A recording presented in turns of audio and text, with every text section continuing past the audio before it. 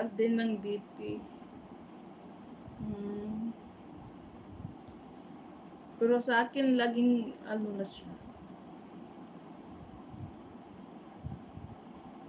Medyo normal. Yung pag pinupulsuhan. May ano kasi kami dito, machine, pang blood pressure. Si Mister ang tagagawa.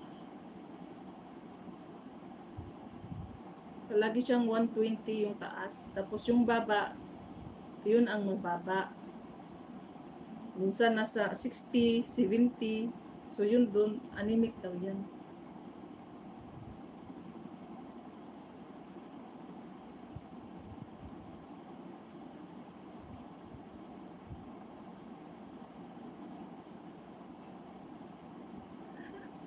Magyaw-yaw, huwag mag-edit. Palitan ng music. May maintenance ka, Maricoy GRS sa ano? Sa HB.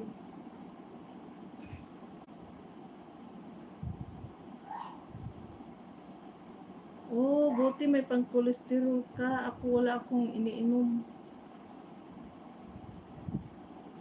High ako sa cholesterol. Bakit ko masasabi? Pag kumakain ako ng kaning baka, pag dalawahin ko 3, ayun na sumasakit na yung bato ko.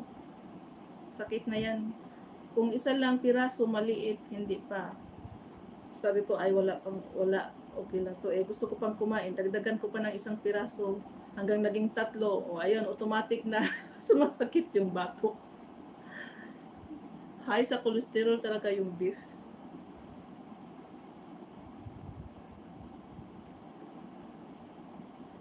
May mga maintenance pala kayo. Sabagay, mahirap din yan. Tridor yung HB na yan. Kailangan talaga mag-maintenance. Dahil ang tatay ko, wala siyang maintenance. Pero, yun nga, it's high blood siya. High blood siya, kaya yun, one day, madaling araw, bigla na lang siyang na-stroke. Galing siya doon, nagagalit sa nanay ko. May argument sila. Ayaw matulog yung nanay ko. Ayun, nagkasagutan, nagalit yung tatay ko. Tapos, madaling araw, mga 2:00, ayun na-stroke. Pero matagal na siyang high blood. Wala lang siyang maintenance.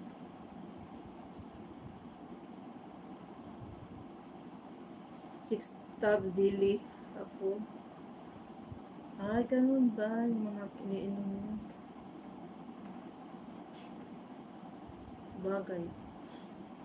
Importante talaga mag-maintenance pag may HB.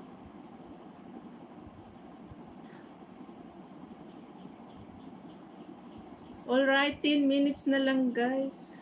10 minutes. Thank you dyan sa inyong mga suporta. Thank you everyone for all your support. 10 minutes more to go.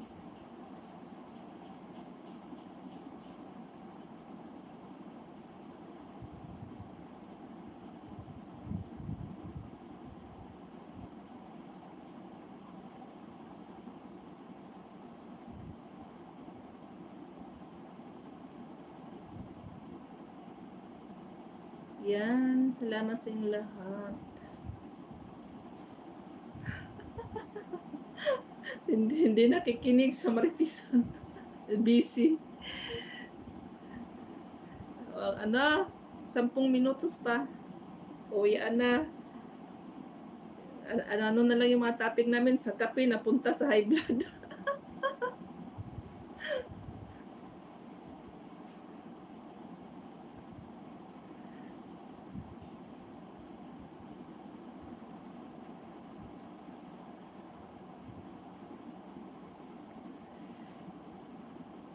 Si Stevie, thank you dyan sa tambay. 77, thank you. Mag-itsit pala ako. Isip ko nga yung pagmukha ko, wala akong kasuklay-suklay.